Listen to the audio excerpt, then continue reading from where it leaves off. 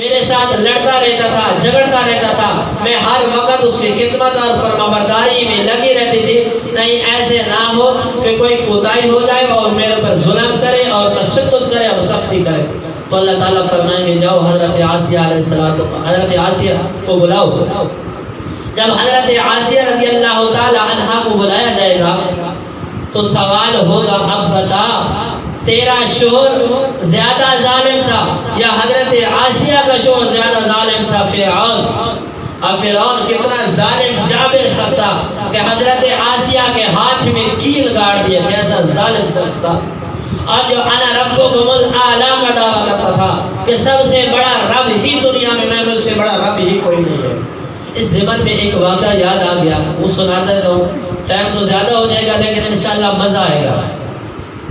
ایک عورت فرعون کے گھر جو نوکرانی ہے، فرعون کے گھر فرعون کے کام کاج کرتی ہے، اب اس نے موسیٰ علیہ السلام کا کلمہ پڑھ لیا اور مسلمان ہو گئی۔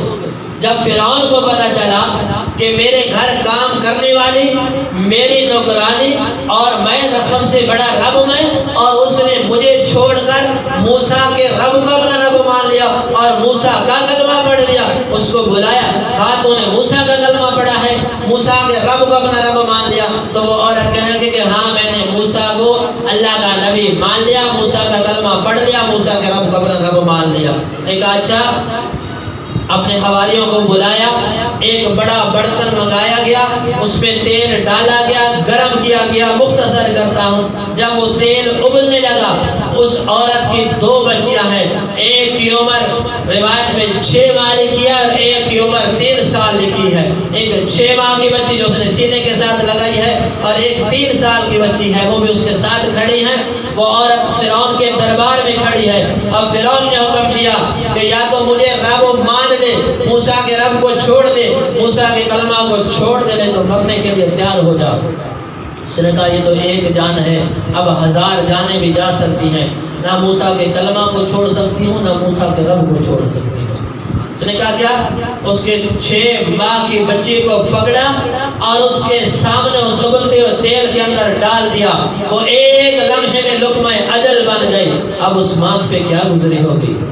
اگر آج کوئی ہم جیسا ہوتا یا ہم جیسی کوئی ماں بیل ہوتی تو اس پہ کیا گزرتی، لیکن میں قربان نہ جاؤں اس ماں کی عظمت اور استقامت پہ۔ اور جب وہ بیٹی لقمہ اجل بن گئی، اللہ نے سامنے سے پردہ ہٹا دیا، وہ 6 ماہ کی بیٹی اپنی اماں کو کہہ رہی ہے اماں ثابت قدم رہنا، ان قریب ہم ملنے والی ہیں، یہ مشکل وقت ختم ہونے والا ہے۔ پھر فرعون نے یہی سوال کیا، اب بھی وقت ہے، مکر جا، بدل جا، ہٹ جا۔ اس نے کہا اب نہیں بدل سکتی۔ پھر اس کے سامنے اس کے 3 سال کی بیٹی کو پکڑا اور اس ابلتے ہوئے تیل کے اندر ڈال دیا اور ایک لمحے کے اندر وہ لقمہ اجل بن گئی۔ اللہ تعالیٰ نے اس کے درمیان سے بھی پردہ ہٹا دیا۔ وہ 3 سال کی بیٹی اماں کو کہہ رہی ہے اماں ثابت قدم رہنا، ان قریب ہم ملنے والی ہیں۔ پھر اس عورت کی باری آ گئی، اب تیری باری ہے، بتا اب بھی تیرے پاس وقت ہے، بدل جا نہیں تو تیرا بھی یہی حشر ہوگا۔ اس نے کہا جانے کے لیے تیار ہو، نہ موسیٰ کے رب کو چھوڑ سکتے ہو نہ موسیٰ کے کلمے کو چھوڑ سکتی ہو۔ فرعون کے حواریوں نے اس عورت کو بھی پکڑا اور اس کو ابلتے ہوئے تیل کے اندر ڈال دیا۔ اب تیل میں ڈالنے سے پہلے اس سے ایک خواہش پوچھی، اپنی آخری خواہش بتا دے۔ اس نے کہا ایسے کرنا، میری ہڈیوں کو اور میری بیٹیوں کی ہڈیوں کو ایک جگہ پہ زمین کے اندر دفن کر دینا۔ اب اس کو تیل کے اندر ڈال دیا گیا، وہ جل کر راکھ ہو گئی، لقمہ اجل بن گئی، اس کی ہڈیوں کو ایک جگہ پہ دفن کر دیا گیا۔ اب حضرت موسیٰ علیہ السلام کا زمانہ اور حضور علیہ السلام کا زمانہ، یہ بیچ میں 2000 سال کی مسافت ہے، یعنی حضور علیہ السلام کی بعثت حضرت موسیٰ علیہ السلام کے زمانے سے 2000 سال بعد میں ہوئی ہے۔ جب آقا علیہ السلام معراج پہ تشریف لے جا رہے تھے، مسجد اقصیٰ میں بولتے ہیں، فلسطین میں بولتے ہیں، تو وہاں جنت کی خوشبو آ رہی ہے۔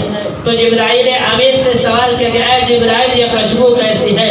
تو جبرائیل امین نے وہ سارا واقعہ سنایا اور فرمایا یا رسول اللہ، جس دن سے اس جگہ میں وہ ہڈیاں دفن ہوئی ہیں، اس دن سے یہاں سے جنت کی خوشبو آ رہی ہے۔ جو بندہ دین پہ قائم رہتا ہے، اس کے پائے استقامت میں ذرا سی لغزش نہیں آتی، وہ اللہ اور اللہ کے رسول کے دین پہ ڈٹ جاتا ہے، پھر اللہ تعالیٰ اس کو ایسا مقام عطا فرماتے ہیں کہ وہ دنیا والوں کے لیے ایک مثال بن جاتا ہے۔ بہرحال اس عورت سے سوال ہوگا، اب بتا تیرا شوہر زیادہ ظالم تھا یا حضرت آسیہ کا شوہر فرعون زیادہ ظالم تھا؟ تو وہ عورت کہے گی کہ یا اللہ، حضرت آسیہ کا شوہر فرعون زیادہ ظالم تھا۔ تو پھر اللہ تعالیٰ فرمائیں گے اس کے ہاتھوں میں کیل گاڑ دیے گئے، ہر طرح کا ظلم اور بربریت کی انتہا کر دی گئی ہے، لیکن وہ میری عبادت سے ایک لمحے کے لیے غافل نہ ہوئی، لہذا تیرا عذر قابل قبول نہیں ہے۔ اس عورت کو پکڑ کے جہنم میں ڈال دیا جائے گا۔ اب میرا اور آپ کا کوئی سوال باقی رہا؟ اللہ کے نبی نے آج سے 1400 سال پہلے ہمارے ہر ایک سوال کا جواب دے دیا گیا تھا کہ میرے امتی آئیں گے، یہ سوال ان کے ذہنوں میں ہوں گے، یہ سوال ذہن میں لے کر اللہ اور اللہ کے رسول کے ذکر سے غافل ہو جائیں گے۔ اس لیے اللہ کے نبی نے آج سے 1400 سال پہلے ہمارے ہر ایک سوال کا جواب دے دیا ہے۔ اگر آج ہم میں سے کوئی غافل رہا، پھر اللہ کے سامنے کون سا سوال، کون سا عذر لے کر جائیں گے؟ کوئی ہوگا ہمارے پاس عذر باقی؟ اللہ تعالیٰ نے ہمیں کتنی فضیلتیں دی ہیں، کتنی فضیلتیں دی ہیں۔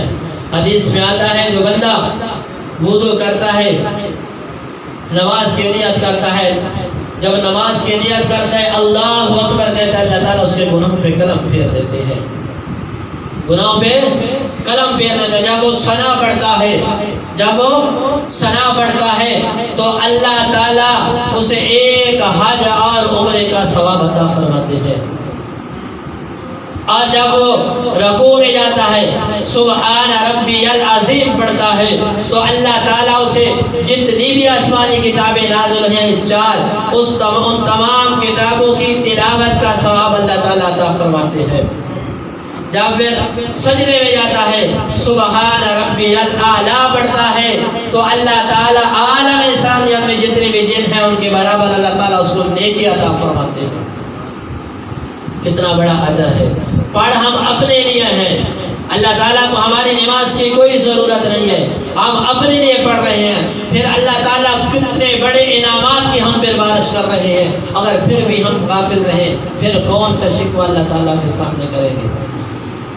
جیسے میں نے اس دن کہا تھا نا کہ ماں باپ اولاد کو سزا دیتے ہیں، اس کا مطلب یہ نہیں ہوتا کہ ماں باپ کے دل میں اولاد کی محبت نہیں ہے، بلکہ اولاد کو سمجھانے کے لیے بعض مرتبہ باپ بیٹا جب فیل ہو جاتا ہے، باپ اس کو سزا بھی دیتا ہے، بیٹا میں نے تیری فیسیں بھی ادا کی تھی، میں نے ہر قسم کا تیرا خرچہ بھی برداشت کیا تھا، پھر بھی تو فیل ہو گیا۔